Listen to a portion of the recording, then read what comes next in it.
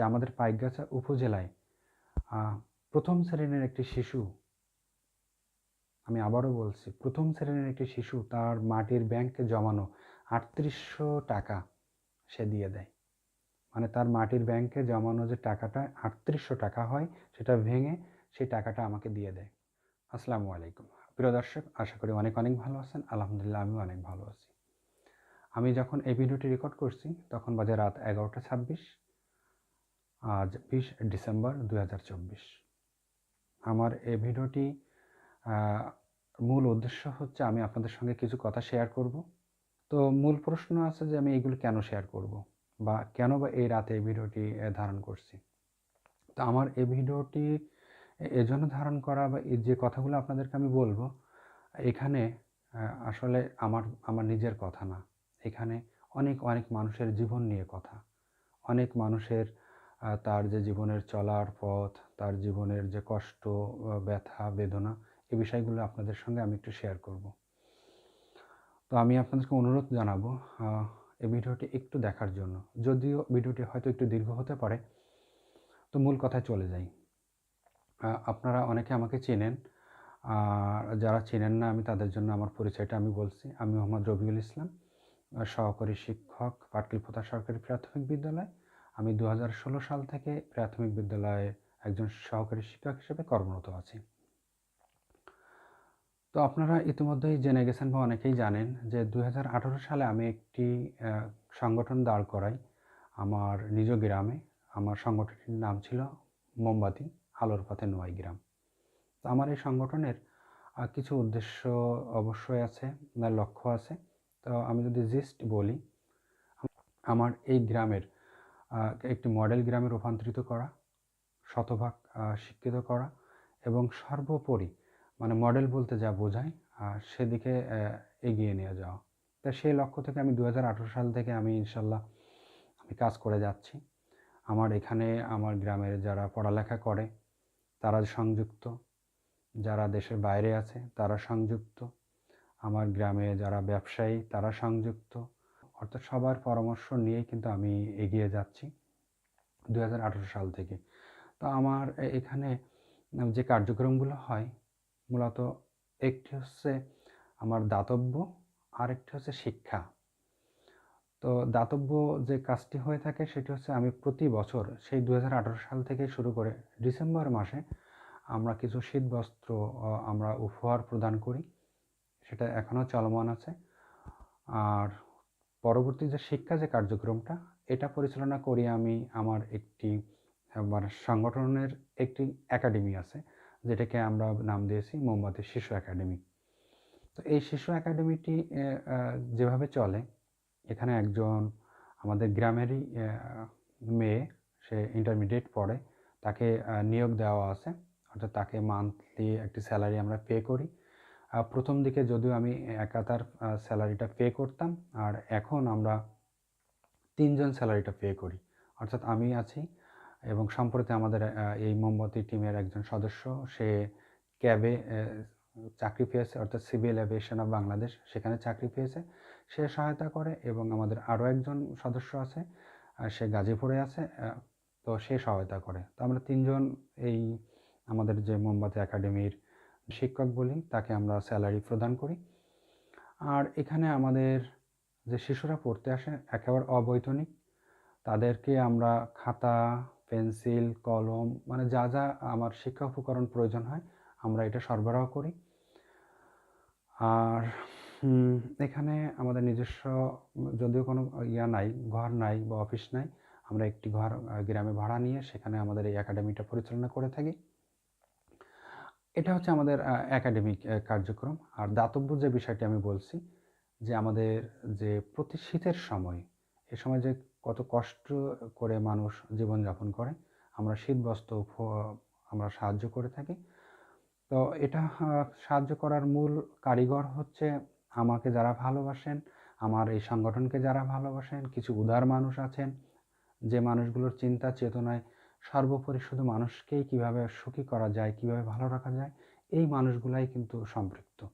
আমি যদি একটি উদাহরণ বলে থাকি, যে 20 আগস্ট আমাদের এলাকায় বন্যায় যে বিশাল ক্ষতিগ্রস্ত হয়েছিল মানুষ, সেখানে এই যে আমার একটি ভিডিও বার্তায় আমার কিন্তু 1,60,000 টাকা আমার কাছে ক্যাশ এবং মোবাইল অ্যাকাউন্টে চলে আসে। তো এটা আপনারা আমাকে ভালোবেসেছিলেন, আমাকে বিশ্বাস করেছিলেন বলে কিন্তু আমাকে আপনারা দিয়েছিলেন। এবং এখানে আমার সবথেকে বড় একটি আনন্দের জায়গা, একটি গর্বের জায়গা যে আমাদের পাইকগাছা উপজেলায় প্রথম শ্রেণীর একটি শিশু, আমি আবারও বলছি, প্রথম শ্রেণীর একটি শিশু তার মাটির ব্যাংকে জমানো ৩৮০০ টাকা সে দিয়ে দেয়। মানে তার মাটির ব্যাংকে জমানো যে টাকাটা ৩৮০০ টাকা হয়, সেটা ভেঙে সেই টাকাটা আমাকে দিয়ে দেয়। এবং সে এটাও বলে যে তার কোনো ছবি নেওয়া যাবে না, তার কোনো ছবি পোস্ট করা যাবে না।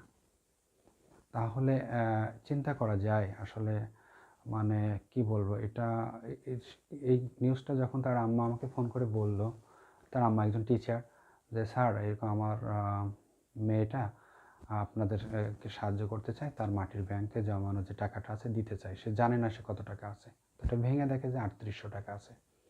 তো এখানে 1,60,000 টাকা আমার কাছে চলে আসছিল, ক্যাশ টাকা এবং মোবাইলে, এবং সরাসরি অনেকে দিয়েছিল। তো আমরা আমাদের গ্রামে দিয়েছি, পাশের গ্রামে দিয়েছি, আমাদের 13টি গ্রামেই দিয়েছি। তো আপনাদেরকে আমি আপনাদের প্রতি চিরকৃতজ্ঞ। তো আমরা আবারও আপনাদের কাছে একটু সাহায্যর হাত বাড়ানোর জন্য এই ভিডিওটি করা। তো আমরা এই কিছু মানুষদের, যে ঘরহীন মানুষ বা এই যে কত কষ্ট করে আছে বন্যার পরবর্তী সময়, তাদেরকে একটু সহযোগিতা করার জন্য, এই যে কিছু শীতের কিছু কাপড় কম্বল হোক বা কিছু উঠানোর জন্য আপনাদের কাছে আমি আবারও এসেছি। আপনারা যেভাবে পারেন আমাকে একটু সহযোগিতা করবেন। আমার স্ক্রিনে দেওয়া নাম্বার আছে, এখানে বিকাশ আছে, নগদ আছে, বা আপনারা চাইলে আমার সঙ্গে সরাসরি যোগাযোগ করেও দিতে পারেন। আর এখানে আরেকটি কথা আমি বলে রাখি যে আমরা 2018 সাল থেকে যে এই পর্যন্ত যে অনেকগুলো মানুষকে সহযোগিতা করে আসছি, এর মধ্য থেকে প্রায় 10 থেকে 15 জন মানুষ পৃথিবী থেকে চলে গিয়েছে। আমাদের এমনও ঘটনা ঘটেছে যে আগের রাত্রে আমরা রাত্রে যে কম্বল দিয়ে এসেছি গায়ে, সকালবেলা মারা গেছেন। রাত্রে মানে সন্ধ্যায় আমরা কম্বল গায়ে দিয়ে আসছি, সকালে শুনে যে উনি মারা গেছেন। এবং সর্বশেষ যিনি মারা গেছেন, এই যে বন্যার সময় আমি ওনার কাছে 500 টাকা দিয়ে আসছি, আপনাদের এই পাঠানো টাকা, আপনাদের এই উপহার দিয়ে আসছি। এই তো 15 দিন হলো উনি হঠাৎ করে মারা গেছেন। তো এই যে মানুষগুলো পৃথিবী থেকে চলে যাচ্ছে, আমরা তাদের জন্য আসলে কিছুই করতে পারছি না। তো আপনাদের সাহায্য সহযোগিতা নিয়ে আমি আমার গ্রামটাকে সুন্দর করার জন্য, এই যে শিশু একাডেমিকে আমি এখানে ওদেরকে আদর্শ হিসেবে গড়ে তোলার জন্য এখানে আমি যে কাজটি করি, শিশু শ্রেণী, প্রথম শ্রেণী, দ্বিতীয় শ্রেণী, অর্থাৎ যারা সকাল থেকে 12টা পর্যন্ত স্কুলে থাকে, ওই 12টার পরে যখন স্কুল থেকে ফিরে আসে, ঠিক তাদেরকে নিয়ে বিকেল 3টা থেকে পরবর্তী সময় পর্যন্ত আমি আমার নিজস্ব ডিজাইনে তাদের বই এবং অন্যান্য মানবিক যে শিক্ষাগুলো, এইগুলো কিন্তু আমি আমাদের ওই শিশু একাডেমি থেকে দিয়ে থাকি। তো আজকে আমি মূলত 2টা জিনিস নিয়ে আপনাদের সামনে আসছি।